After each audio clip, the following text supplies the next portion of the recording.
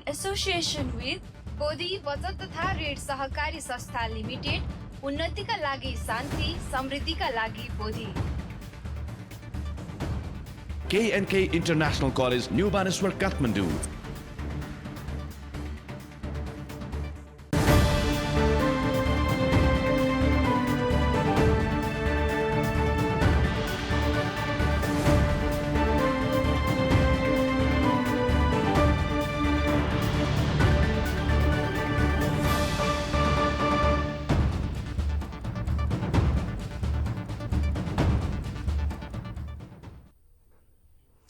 नमस्कार, बोधी समाचारमा स्वागत छ।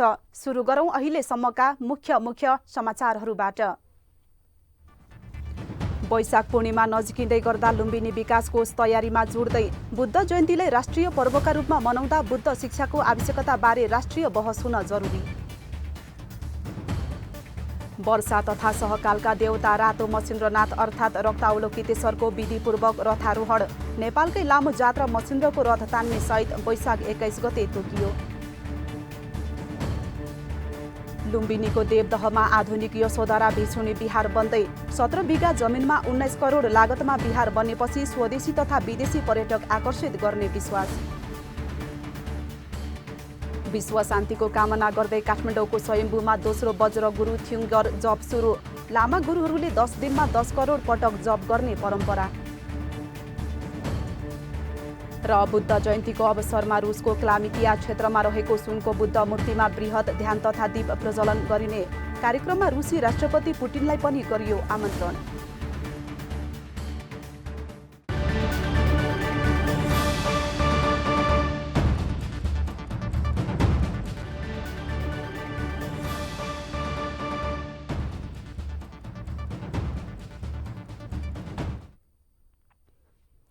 अब समाचार विस्तारमा।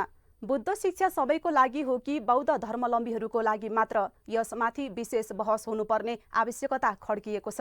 बुद्ध जयन्ती नजिकिँदै गर्दा यसको सान्दर्भिकतामाथि तातो बहस हुनुपर्नेमा अझै हुन सकेको देखिँदैन। आगामी बुद्ध पूर्णिमाको दिनलाई बुद्ध जयन्तीका रूपमा 3 दिनसम्म राष्ट्रिय पर्वका रूपमा मनाउने भनिएको छ। तर कसरी मनाउने र यसको मोडालिटी कस्तो हुने भन्ने विषय भने अझै सार्वजनिक हुन सकेको छैन। यस सम्बन्धी एक रिपोर्ट।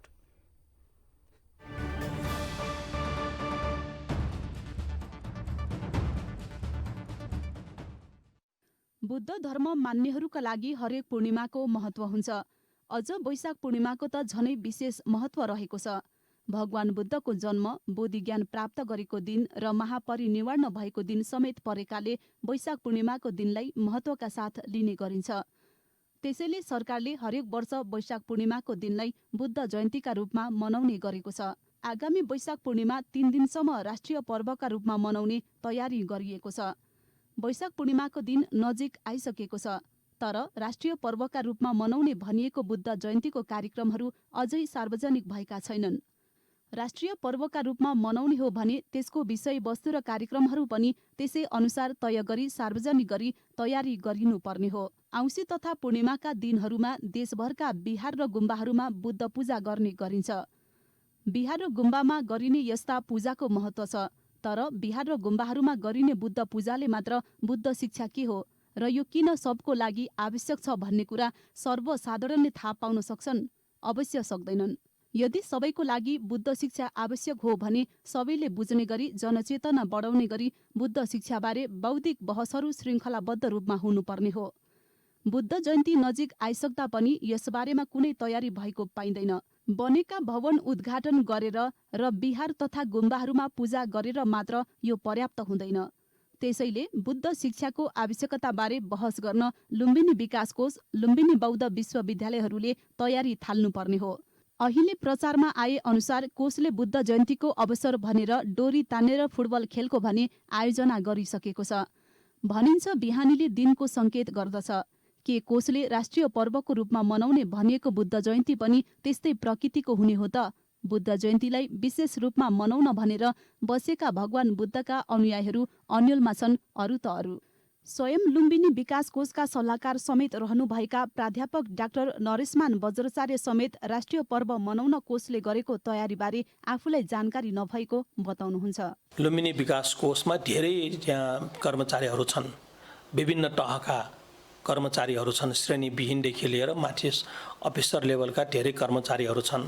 ती कर्मचारीहरूको मनोबल बढाउनको लागि, ती कर्मचारीहरूलाई एउटा बुद्ध पूर्णिमाको अवसरमा पुरस्कृत गर्नको लागि त्यो विभिन्न उद्देश्यले यस्ता कार्यक्रमहरू उहाँहरूले गर्दै आइराखेको हुन सक्दछ भन्ने मेरो आफ्नो तर्क बुझाइ है।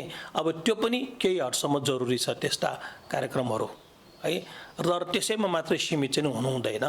अनि अब यसपालि चाहिँ नि कति कार्यक्रमहरू गर्नु खोजिरहेको छ सबै यथार्थमा त थाहा छैन, तर नियमित रूपमा मलाई थाहा भएको कुरा यस्ता तपाईँले भर्खर भन्नुभएका खेलकुदसँग आबद्ध सम्बन्धित सानोतिनो कार्यक्रमहरू पनि त्यहाँ पक्कै पनि भइरहेको होलान्।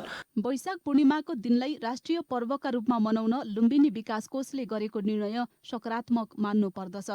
जेठ 2 गते आउन थोरै दिन मात्र बाँकी रहँदा पनि कार्यक्रम सार्वजनिक नगरिनु र तयारीको लागि तयारी बैठकहरू मात्र बस्नुले औपचारिकता निभाउनु बाहेक अरू हुनै सक्दैन। बुद्ध जयन्तीलाई राष्ट्रिय पर्वको रूपमा मनाउन के तयारी भइरहेको छ भन्ने कुरा सर्वसाधारणलाई जानकारी दिनुपर्दछ। यसो भएमा जिल्ला जिल्लामा कार्यक्रमहरू गर्न भनेर कोषले गरेको परिपत्रको सान्दर्भिकता हुन सक्दछ। कार्यक्रम गर्दा बुद्ध शिक्षाको आवश्यकता र सान्दर्भिकताको विषयलाई प्राथमिकतामा राखी तयारी गरे अवश्य राष्ट्रिय पर्वका रूपमा मनाउने बुद्ध जयन्तीले सार्थकता पाउन सक्नेछ। News desk Bodhi television. वर्षा तथा सहकालका देवता रातो मचिन्द्रनाथ अर्थात् रक्तावलोकितेश्वरलाई रथारोहण गरिएको छ। हरेक वर्ष वैशाख शुक्ल प्रतिपदाका दिन रातो मचिन्द्रनाथलाई रथारोहण गराउने चलन छ। ललितपुरको त बहालदेखि पुलचोकसम्म गुरुजूको पल्टन सहित खटमा राखेर लिएर जाने परम्परा रहेको छ। यस वर्ष रथ तान्ने सहित वैशाख 21 गते परेको छ। यस वर्ष स्थानीय प्रशासनले पनि रथ तान्ने अनुमति दिएको छ। अघिल्लो वर्ष कोरोना महामारीको कारण रथ तान्ने कार्यक्रममा स्थानीय प्रशासनले रोक लगाएको थियो। ललितपुरमा मनाइने यो जात्रा नेपालमा मनाइने सबैभन्दा लामो जात्राको रूपमा परिचित रहेको छ।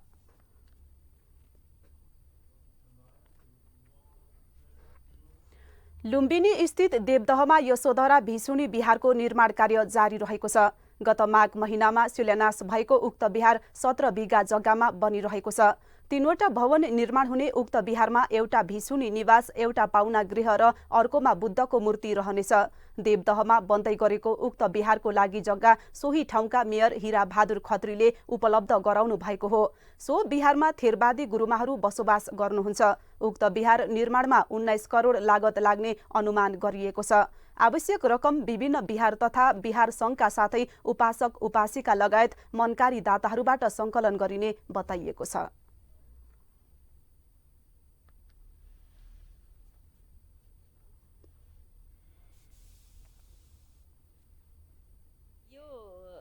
देवदहमा निर्माण हुन लागेको बिहार यो चाहिँ नेपालका जति पनि थेरवादी गुरुमाहरू हुनुहुन्छ त्यो थेरवादी गुरुमाहरूको यो चाहिँ धर्मलाई प्रचार प्रसार गर्ने हिसाबले बन्न लागेको बिहार हो। यो पुष माघ महिनामा हामीले त्यहाँ चाहिँ शिलान्यास गऱ्यौँ।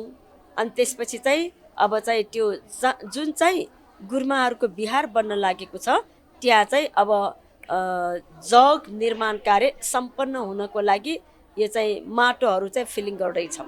त्यसपछि हाम्रो दिबिसी हुन्छ अनि त बिहार बन्छ। यो देवदहको जुन मेयर साहब हुनुहुन्छ नि, अनि उहाँले गुरुमाहरूको सङ्घलाई दिनुभएको हो। मेयरज्यूले नै गुरुमाहरूलाई चाहिँ यो चाहिँ प्रदान गर्नुभएको हो। यो अहिले हामीसँग 17 बिघा जग्गा छन्। हाम्रो त्यहाँ बन्ने त मुख्य बन्ने भनेको 3टा हो। एउटा गुरुमाहरूको आवास, एउटा चाहिँ गेस्ट हाउस, एउटा चाहिँ मेन बुद्ध हल। सबै बन्नलाई त हाम्रो त्यस्तै 18-19 करोडको बजेट छ। यशोधरा भिसुनी बिहार आगामी 5 महिनामा निर्माण सम्पन्न गर्ने लक्ष्य राखिएको छ। लुम्बिनी र कपिलवस्तुको बीचमा रहेको देवदहमा बिहार निर्माण भए बौद्ध धर्मको प्रचार प्रसारमा टेवा पुग्ने विश्वास गरिएको छ। समाचार अझै बाँकी नै छ, हामीसँगै रहनुहोला।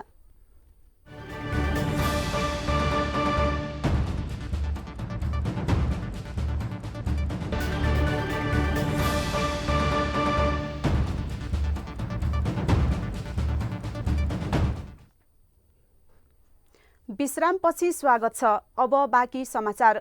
विश्व शान्तिको कामना गर्दै काठमाडौँको स्वयम्भूमा दोस्रो वज्रगुरु थ्युङ्गर अर्थात् 10 करोड वज्रगुरु जप सुरु गरिएको छ। नेपाल बुद्ध धर्म सेवा सङ्घका प्रमुख बौद्ध धर्मगुरु पासाङ नुर्बु लामाको उपस्थितिमा महायानी लामा गुरुहरूले पूजा तथा पाठ गरी जप सुरु गर्नुभएको हो। तिब्बती क्यालेन्डर अनुसार तेस्रो महिनाको पहिलो दिन अर्थात् दावा सुम्पा छेचिकदेखि 10 दिनसम्म वज्रगुरु जप गरिन्छ। यस अनुसार 10 दिनभित्रमा 10 करोड जप गर्न सकाउनु पर्ने परम्परा रहेको छ। नेपाल बौद्ध धर्म सेवा सङ्घ, हिमाली शेर्पा समाज र सृजनशील आमा समूहको संयुक्त आयोजनामा वज्रगुरु थ्युङ्गर जप नेपाल बुद्ध धर्म सेवा सङ्घको गुम्बामा हुँदै आएको छ।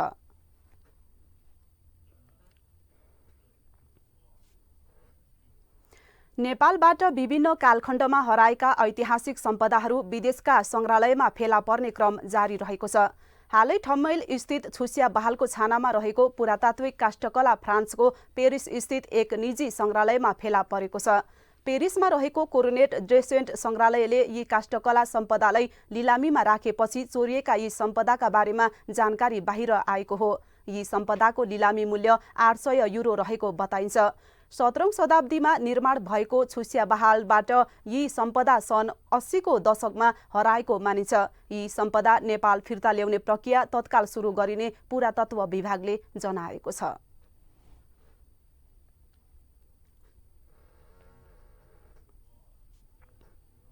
सिन्धुपाल्चोक जिल्लाको हेलम्बु क्षेत्र पुनर्निर्माणपछि पुनः पर्यटकीय गन्तव्यको रूपमा विकास भएको छ। 2072 सालको भूकम्पले क्षति पुर्याएका गुम्बा, विहार तथा विभिन्न सम्पदाहरूको पुनर्निर्माण भएपछि यो क्षेत्र पुनः धार्मिक पर्यटकको आकर्षक गन्तव्य बन्न सफल भएको हो। बौद्ध धर्मावलम्बीहरूको बाहुल्यता रहेको यस क्षेत्रमा देखिने सेता आकर्षक माने बाटो वरपर रहेका गुम्बा, रङ्गीन ध्वजा पताले मानिसको मनै लोभ्याउने गर्दछ। आँखै अगाडि मनै लोभ्याउने सेता हिमाल अनि मनमोहक डाँडाकाँडा देखेपछि हेलम्बु आइपुग्ने जो कोहीको मन लोभिन्छ। 2072 को भूकम्पले गुम्बाको सहर भनेर चिनिने हेलम्बुमा ठूलो क्षति पुर्याएको थियो।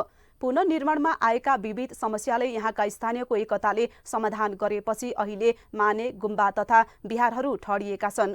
पर्यटकीय गाउँ शेरमाथाङमा रहेको होमस्टे अनि पाहुनालाई सत्कार गर्ने स्थानीयको शैली र संस्कृतिले पनि धार्मिक पर्यटकहरूलाई प्रभावित पार्ने गरेको छ।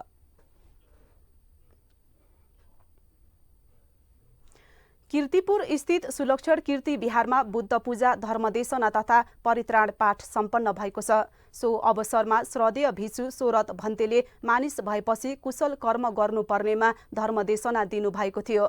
उक्त कार्यक्रममा गुरुमा तथा उपासक उपासिकाहरूको उल्लेख्य उपस्थिति रहेको थियो। नेपाली तिथि अनुसार हरेक प्रतिपदाको दिन बिहारमा यस्तो कार्यक्रम हुने गर्दछ। समाचार अझै बाँकी नै छ, हामीसँगै रहनुहोला।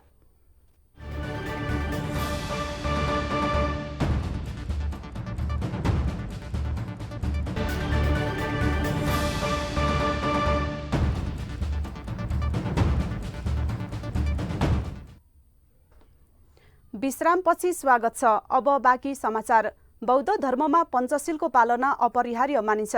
भगवान बुद्धले दिनुभएको उपदेशमा समावेश पञ्चशीलले हरेक मानिसलाई सही बाटोमा हिँड्न प्रेरित गर्दछ। यो शील बौद्ध मार्गीले मात्र नभई सम्पूर्णले पालना गर्न सक्नेछन्। एक रिपोर्ट।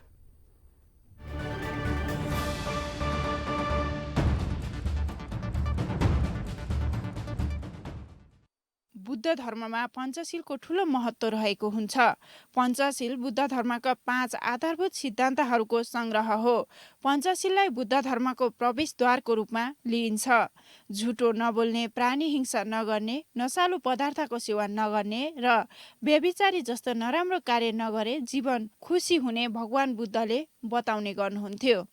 बौद्ध धर्म मात्र नभएर दर्शन पनि हो। पञ्चशीलको मुख्य उद्देश्य नै विश्वका मानिसमा नकारात्मक कुरालाई नष्ट गरी सकारात्मक विचारधारणा पैदा गराउनु हो। मानव जीवनमा हुने सामान्य कुरालाई भगवान बुद्धले आफ्नो उपदेशमा उल्लेख गर्नुभएको छ। पञ्चशीलको पालना गर्नु भनेको असल बन्नु भएकोले भगवान बुद्धले बुद्ध धर्मावलम्बीले मात्र नभई विश्वका हरेक मानिसले यो शीलको पालना गर्नुपर्ने भगवान गौतम बुद्धको भनाइ थियो। पञ्चशील राजनीतिदेखि सबै तहको मानिसले पालना गरेमा समाजमा कुशल संस्कारको विकास हुने थियो। मानिसलाई असल मानिस बनाउनको लागि भगवान बुद्धले पञ्चशीलको अवधारणा ल्याउनु भएको धर्मकीर्ति बिहारको श्रद्धेय धम्मवती गुरुमा बताउनुहुन्छ। पञ्चशील भने त्यो बौद्धहरूको शील मात्र होइन, मान्छे बनाउने शील होइन। बौद्ध हुनुको लागि त भगवान बुद्धको ज्ञान लिनुपर्छ। पञ्चशील त सर्वसाधारण सबैले पालन गर्नुपर्छ। बिना पञ्चशील मान्छेमा शान्ति पाउन सक्दैन, देशमा पनि शान्ति हुँदैन है। त्यसैले पञ्चशील भनेर मान्छे पुरा हुनुको शील। भगवान बुद्धको मुख्य उपदेश भनेको नै पञ्चशील हो। बौद्ध धर्मावलम्बीले मात्र नभएर सामान्य मानिसले पनि यो शील पालना गरेर जीवन सुखमय बनाउन सक्नेछन्। यो शिक्षा बिना मानिस पूर्ण बन्न नसक्ने बताइन्छ। यसको इमान्दारपूर्वक पालना गर्ने मानिसको जीवन सुखमय हुने भिक्षुहरू बताउनुहुन्छ। पञ्चशीलले एक किसिमको मानव समाजलाई सभ्य बनाउँछ र मानिसलाई असल मानव बनाउने होइन, गुड पर्सन बनाउने नै पञ्चशीलले हो। त्यसैले शील नियम भनेको एउटा संयमको लागि नभइनहुने हो। त्यसकारण यसले चाहिँ केही पनि बेफाइदा गर्दैन। पञ्चशीलले वास्तवमा मानिसलाई मनबाट माथि ल्याएर साँच्चैकै रियल ह्युमन बिइङ बन्ने हो भने पञ्चशील पालना गर्न आवश्यक छ। भगवान बुद्धले मानिसलाई मानिस हुनको लागि यो पालन गर्नुपर्ने शिक्षाको रूपमा नै रहेको छ र यो पञ्चशील शिक्षा बौद्धहरूले मात्र होइन, सम्पूर्ण मानव जीवनले जगतले यो पालन गर्नुपर्नेछ र यो जसले पालन गर्छ उनीहरूको जीवन सुखमय हुन्छ। भगवान बुद्धले एकान्तमा 6 वर्ष बसी ज्ञान प्राप्त गर्नुभएको थियो। उहाँले प्राप्त गर्नुभएको ज्ञान नै आज विश्वभर फैलिएको छ। भगवान बुद्धले दिनुभएको उपदेशलाई विश्वका मानिसले इमान्दारपूर्वक पालना गर्न सकेमा समय समयमा आउने हिंसात्मक गतिविधि र अशान्ति सधैँका लागि अन्त्य हुने थियो। बोधी टेलिभिजनको लागि सङ्गीता घिमिरे, काठमाडौँ। बुद्ध जयन्ती एवं लुम्बिनी दिवस 2079 को अवसरमा लुम्बिनी विकास कोषले आयोजना गरेको फुटबल तथा डोरी तान्ने खेल सम्पन्न भएको छ। फुटबलको फाइनलमा गोटीहवा टिमले निल्गी हवा टिमलाई पेनाल्टीमा 3-2 गोल अन्तरले हराएर विजेता बनेको छ। निल्गी हवा उपविजेता बन्दा सगरहवा टिम तेस्रो बन्न सफल भएको छ। डोरी तान्ने खेलमा भने सगरहवा पहिलो, निल्गी हवा दोस्रो बन्न सफल भएका छन्। त्यसैगरी लुम्बिनी विकास कोषका उपाध्यक्ष मेत्य साक्यपुतले आगामी दिनमा पनि खेलकुद कार्यक्रमलाई निरन्तरता दिने बताउनु भएको छ। भविष्यका दिनमा कपिलवस्तुको तिलौराकोट दरबार प्राङ्गण छेउछाउमा चाहिँ वार्षिक रूपले बौद्ध खेलकुदको प्रतियोगिता आयोजना गर्ने कि भनेर यो अहिले प्रारम्भिक चरणका तयारीका कार्यक्रमहरू हुन् र मलाई आशा छ एउटा नयाँ गतिविधि बनाउन सक्दा युवावर्गलाई यो प्राचीन भूमिसँग जोड्न सजिलो र बौद्ध दर्शनमा भएको खेलकुद सम्बन्धी महत्त्वका कुराहरूलाई पनि उजागर गर्न मिल्छ। कोष मातहतका पदाधिकारी तथा कर्मचारी सहभागी दुवै विधाका खेलमा 8 टिमले सहभागिता जनाएका थिए।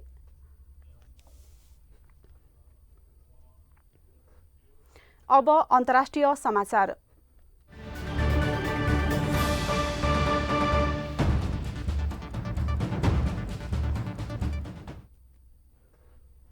रुसको क्लामिकिया क्षेत्रमा रहेको विशाल बुद्ध मूर्तिमा बुद्ध जयन्तीका अवसरमा बृहत ध्यान तथा दीप प्रज्वलनको कार्यक्रम गरिने भएको छ।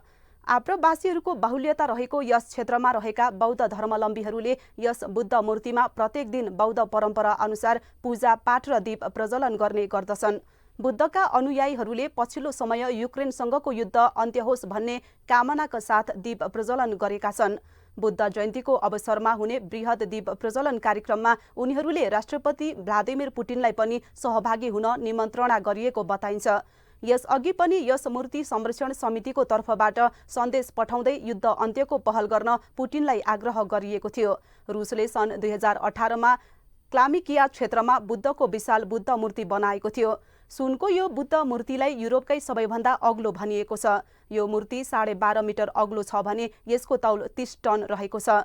करिब 2,75,000 जनसङ्ख्या भएको क्लामिकिया क्षेत्र बौद्ध धर्मावलम्बी बाहुल्य क्षेत्र हो। यस क्षेत्रमा रहेका बिहार तथा गुम्बाहरूमा प्रत्येक वर्ष बुद्ध जयन्ती धुमधामका साथ मनाउने गरिन्छ।